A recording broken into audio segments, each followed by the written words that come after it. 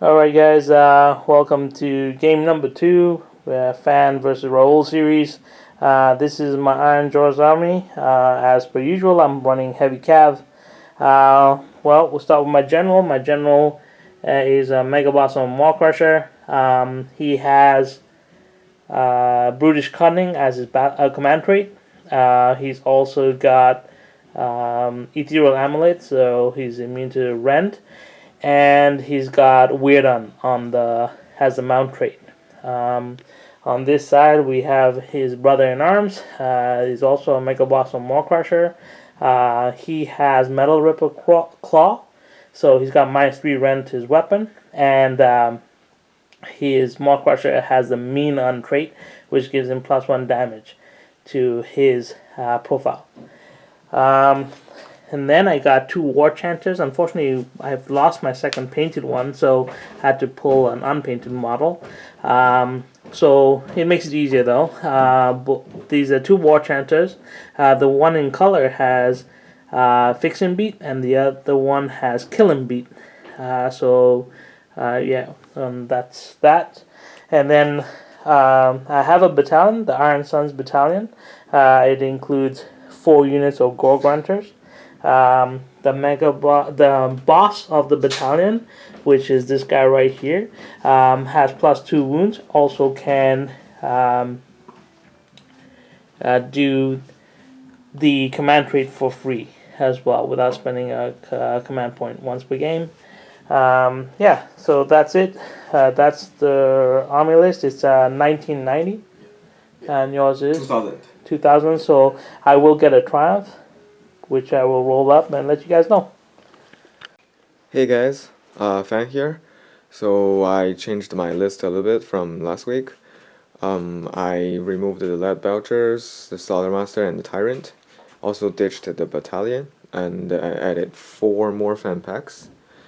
2 units of 2, and another Stonehorn, and a unit of 20 Nobblers. So I still have the 12 Gluttons, the 8 Iron Guts, and the Butcher. So this time I'm running the Boulderhead tribe.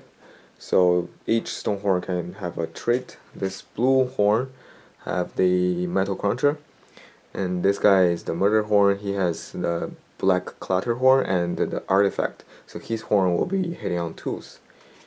And I don't have any battalion. And the Butcher have Rib Cracker, so -1 to save. And yeah, that's it. Pretty straightforward. Alright, welcome back everybody. This is Battle Report number 2 from Quarantine series.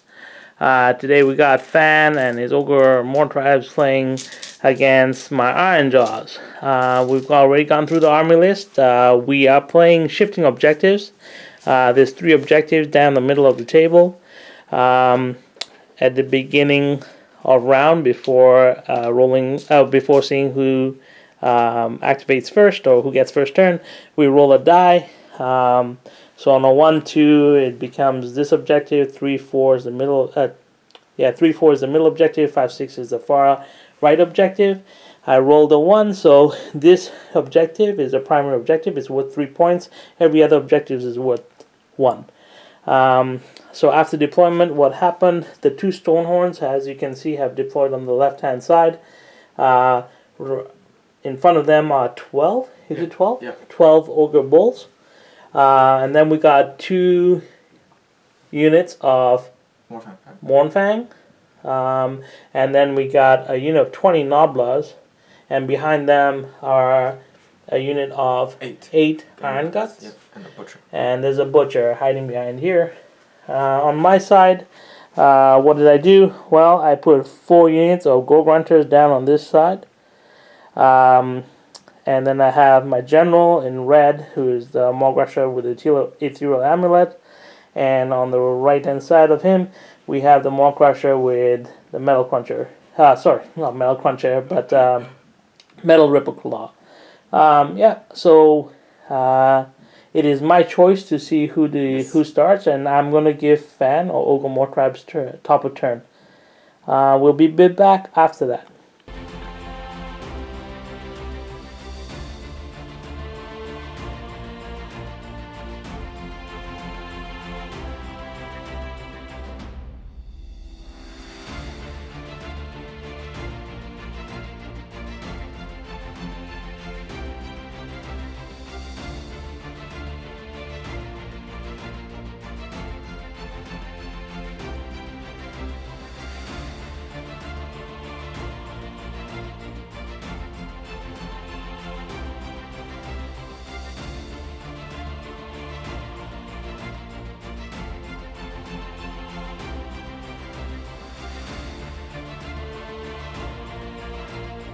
Gents, so we're back after MAWTRIBES top of turn 1. So what happened in the hero phase, there wasn't really much that Fan could do, so he just tried to cast Mystic Shield, which he got off and put it on Iron Guts. Iron Guts, so the Iron Guts have Mystic Shield. And then, because I guess of my deployment, he just pushed up his Ogres to take that. He's got 3 Ogres touching that. Yeah. Right? So he's got 3 Ogre Bulls, so that's 6 models touching that objective right there. The other 2 objectives are pretty much free. And then he shifted his army kind of to one side, I guess. And yeah, so basically that's what we have looking at right now. So it's going to go down to my turn now, and we'll be back after IRONJAWZ counter.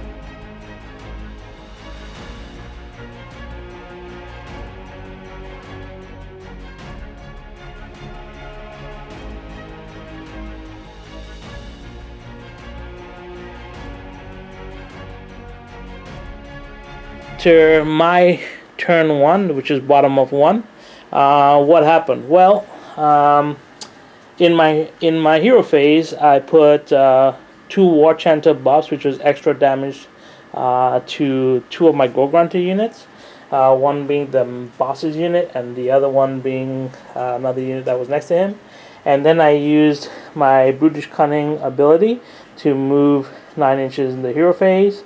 And the Mega Boss used his, the Gorgrunter boss used his ability to also move another unit of Gorgrunters, their movement phase. And then I sent the unit that was on the left flank around as well. So that got me 3 Gorgrunter units that were able to put themselves into charge distance. And they charged the 12 Ogre Bulls and pretty much wiped them out. But I lost 1 pig, almost 2 pigs in the process, because I had 1 pig down to 1 wound. On the other side, I ran this 1 unit of pigs up onto this objective. War Chanters ran along, and the 2 Maw Crushers jumped to the one side. So pincer attack, see what happens. We are now going to roll. Fan, you can roll the big D3 to see where the objective is, so it stays where it is. And now we'll roll for turn priority. So big roll. I rolled a 4. Oh, you rolled a 1, so it will be IRONJAWZ, top of 2. Yes. Right. The score right now is 5-3 in favor of IRONJAWZ, as I scored all 3 objectives this turn. We'll be back after top of 2.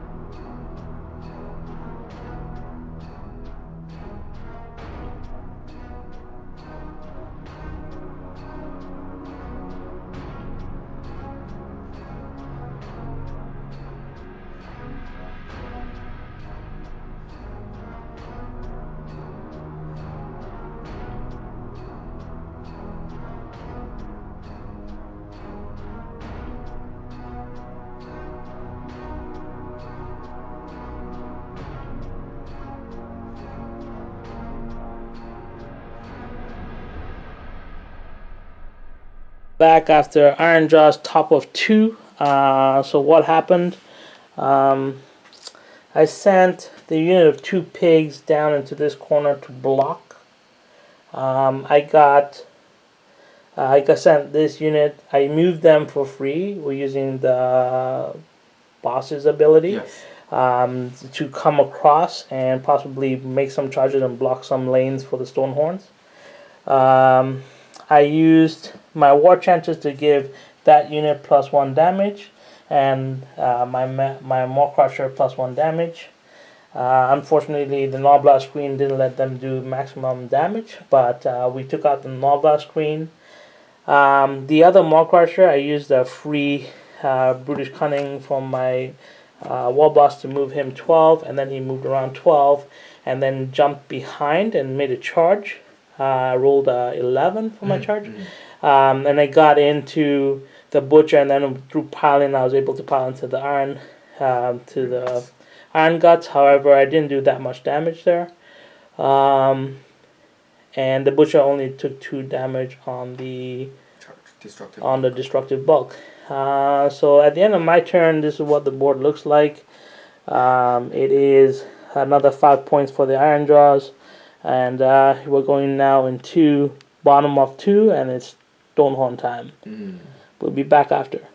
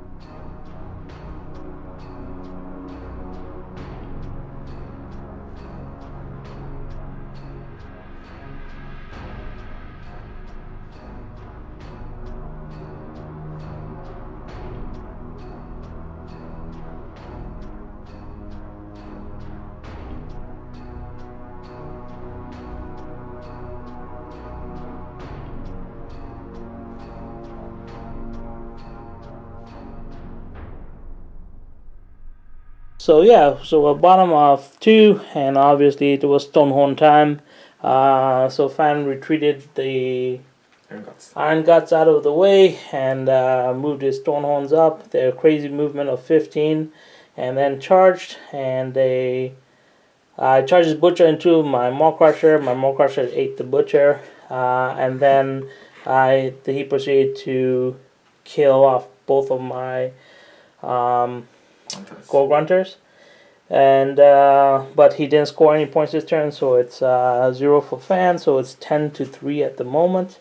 Fan, can you roll that die there to see where the objective goes? So it's going to the middle, and we'll roll turn priority. Oh my god, please. So I roll a 1. Okay. Cool. Shit. And it's so it is Fan's turn.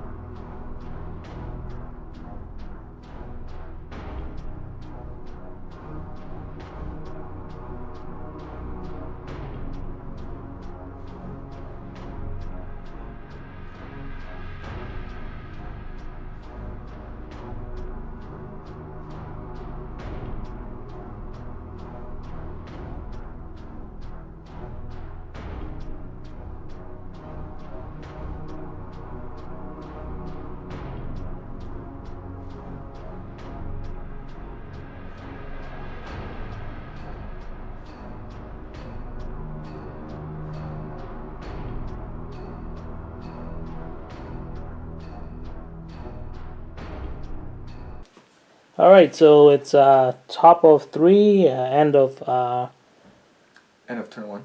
yeah, MAWTRIBES turn 1. The Iron Gods tried to charge but failed, but the 2 Stonehorns charged in and killed my Mega Boss and Maw-Crusher, and then proceeded to kill this unit off here. And pretty much he scores 1 point. I'm still leading 10-4. Yeah. And I'm probably going to take another 5 again this turn. Yeah, pretty much. Probably. So I'm still up in points. So we'll come back after my turn and we'll see what the turn priority does.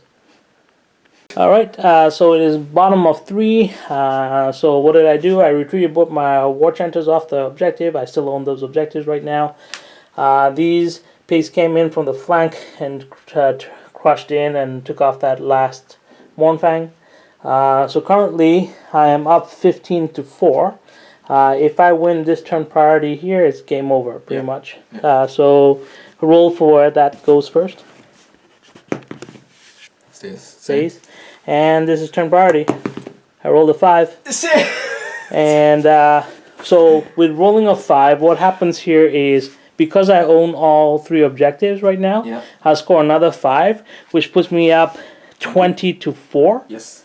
And even if Fan came back and took 10 points, which is the maximum he can take, 14. it will only go 20-14. Yeah. So we're going to call the game here with a win for the IRONJAWZ at 20-14. Good game. Good game. But it was a pretty decent game. We'll come back with a wrap up. All right, so very interesting game. What do you think about it, Fan? Like, what was your thoughts about the game? IRONJAWZ are super fast and hits like a truck. Well, the pigs do. Yeah. So this was shifting objectives, right? So I know that I'm in a disadvantage coming in playing against, especially MAWTRIBES. Why am I at a disadvantage? Because every model of yours is either equivalent to 2 wounds or 10 wounds, right? So my Maw-Crushers are worth 1, your Stonehorns worth 10. Yeah. So it's very, very hard to play, and also I'm playing a very elite IRONJAWZ army, which is low model count, low wound count. So I have to be super careful on how to play the game, right? So on setup, I always go when we play with odd objectives. I always say I'm going to play for 2 out of the 3. I never play for all 3. I also knew that I was fast. So I have flying models. You don't have any flying models. You have everything that moves on ground. So I'm like, okay, well, I'm going to see if, because I have 1 deployment, I could see if I could push the envelope. And it kind of worked, actually. Because when you put your Noblage screen down in the middle, and it kind of like blocking off one side and leaving one side open, I was like, okay, I'm going to strong flank. So I set up all my pigs, if you notice, all on one side. I was like, all pigs on one side, the 2 Maw-Crushers. I'm like, can I bait him to push to one side? And I took the bait. He did take the bait. He put his 2 Stonehorns into the corner. So I'm like, okay, well, I got passages that are blocked now. I can just send pigs into those passages and block them. But unfortunately, when we rolled the objective, rolled a 1, so it landed over there. So it kind of like had to force the issue. Because I know one thing about IRONJAWZ is I need to win points front in the beginning. Because once I get hit, I go down. I'm not as resilient as I look. I'm really like a little bit of a glass cannon. I mean, Gorgunchers can take a hit, but after that, they don't punch as hard. So I have to be very careful. So when that happened, I was like, okay, well, and I gave him first turn. And when you moved your 12 Ogre Bulls on and you only put 3 models on the objective, that gave me an opportunity. I was like, well, I can go in here, take the 3 points, take the 5 points, and jump up 5-0 or 5-1 or 5-3. Sorry, it was 5-3. So I did do that. I sent 3 units of pigs in. I buffed up 2 of the pigs, and they destroyed that 12 ogres. And in the meantime, my other Maw-Crushers and the other guys just moved up and took up the other 2 objectives. Now I got lucky. I got turn priority, which was what I played for anyway. When I got turn priority, Unfortunately, I couldn't maximize my damage with the Maw Crusher, so great job taking the 20 Noblas because they saved you. Yeah. Because otherwise, I think this game would have been over a lot faster, Yeah. and it wouldn't have been as easy for you. Those 20 Noblas, 100 points is so money. Like having a chaff unit in the game is always good, and that's something that the IRONJAWZ lack unless they take like Goblin support or something, right? Yeah. So, in retrospect, after that, I mean, the rolling was, you got some really powerful rolls that like taking off my Maw Crusher with Maw. Yeah. That was pretty incredible rolling Maw Yeah, off the Maw and just taking him off. That was a little bit disheartening and pretty incredible. And then you winning that turn priority was also was crazy because it put me. I knew I was already in big trouble.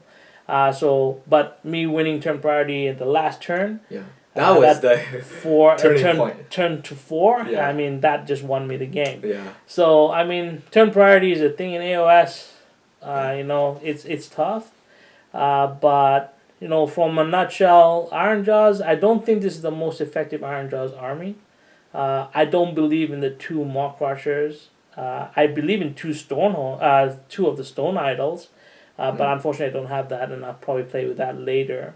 But if I was to play an IRONJAWZ army competitively, I'd probably take a unit all pigs and maximize my war chanters and take maybe some shamans just to see if I can Foot of Gork around. You're gonna still go with a unit of 3 pigs? No, 6s. Okay. So maybe a couple unit 6, but I'll see. I have enough models, I think, to actually play that, but we'll see. Or I do the all Ard Fist, which is all Ard Boys. Right. Of course, Ard Boys are pretty nasty with 2 damage. And you can also get the Deep Strike spell on them. Them behind. So yeah, but the 2 Maw Crusher list is always fun, and it's always a very simple army to begin with when you play IRONJAWZ because it kind of gives you the basics of the game. You get some flying units and get something that hits really hard. Yeah. I am playing with no magical defense, so that's also a bit of sucky. But now your turn. You tell me what you thought. Like what are your thoughts on the game? So first, let's start with your list. Do you like your list? Yeah, I definitely see some tactical potentials in here. Yeah. So compared to game 1 and game 2, what do you feel?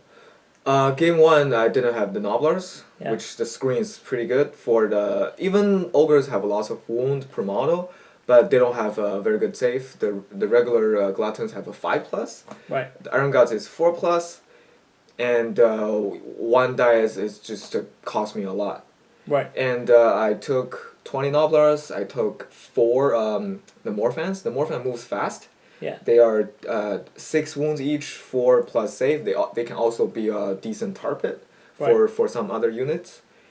And 2 Stonehorns is just MVP here. Yeah. And again, I think 1 Butcher to give some spell buff is good enough. Yeah. And for this game, I feel like my Stonehorn wasn't doing anything at all in the first 2 turns because they're far off to the side. Yeah. And also before I came in this game, I know IRONJAWZ are a lot faster than before. They hit a lot harder than before. So I was kind of taking a defensive approach to this. Yeah. So that's why everything is backed up pretty much close to the board, the edge. And I think that's also why your Maw Crusher can get into the back line and wreak havoc there. So still it's being too cautious cost me not taking any objectives in the first 2 turns. That cost me the game. Yeah, so when I jumped up, like, what was it, like 15 to 4? Yeah. I was like, if I just get 1, because the whole objective, this 5-turn game in AOS, you got to win 3 out of the 5 turns. That's it, right? So I was already winning 3, but to kind of push the envelope and take everything, I had to win the 4th one, right? Especially since I had dropped so many models. Like my Maw Crushers went down really fast. But yeah, I mean, that's the name of the game in AOS. It is an objective-based game. Something that we have to learn how to play, right? So I think what you told me before is one thing is really important because it's a dice-driven game, pretty much. Yeah. A lot of things is dependent on dice. So being competitive and try to be a good player is try to remove that aspect of the game. Try Yeah. to play without even rolling any dice. If you can make some good movement or good tactical decisions without thinking, okay, if I get a lucky roll, I can do this and that. What if you don't? That's really good. Well, that's why I'm saying, like, playing an IRONJAWZ army like this, like, your army is a little bit more tactical, right? Because it's got the chaff that can block off. Yeah. It's got 2 very big heavy hitters, but yeah, and then you got model count. Because, like I said, you have so many wounds on the table. It's very difficult for many armies to deal with it. What you need to understand is, Ogre Bulls, they are not a screening unit. So, when you play Stonehorns, like, do you really need to screen your Stonehorns? It's got a 5-up built-in mortal wound save. They don't degrade as fast, right? And they hit pretty hard, right? Yeah. So I don't think Stonehorns need to be covered up. Okay. Right? Plus they move 15, like in your list. So like somebody has to move really fast to get to you, right? There's very few armies that can move that fast and get to you. IRONJAWZ may be one of the exceptions. Fleshy the Quartz is maybe a second, right?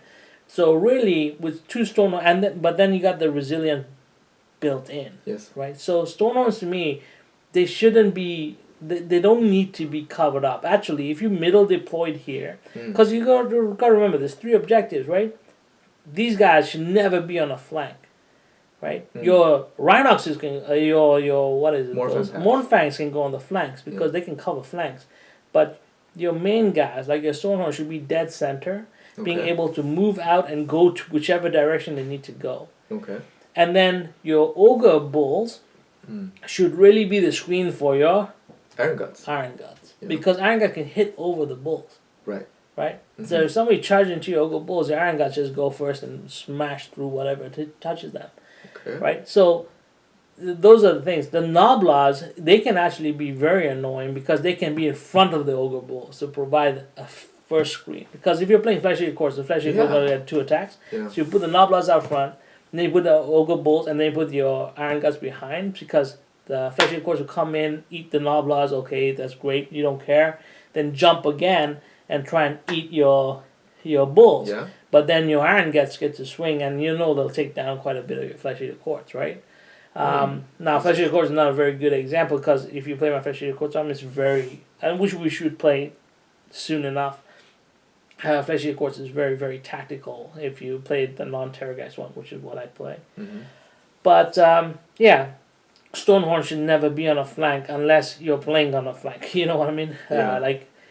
Over here, they should have been down dead center. This Mawpot, I think it's more of a curse than a blessing for most Ogre players. Because it covers a lot of real estate and it creates a lot of blocking. Yeah. So with your Mawpot, I don't think it's that effective in the game, to be honest. And you don't have to deploy it like this. You can deploy it lengthwise. Yeah.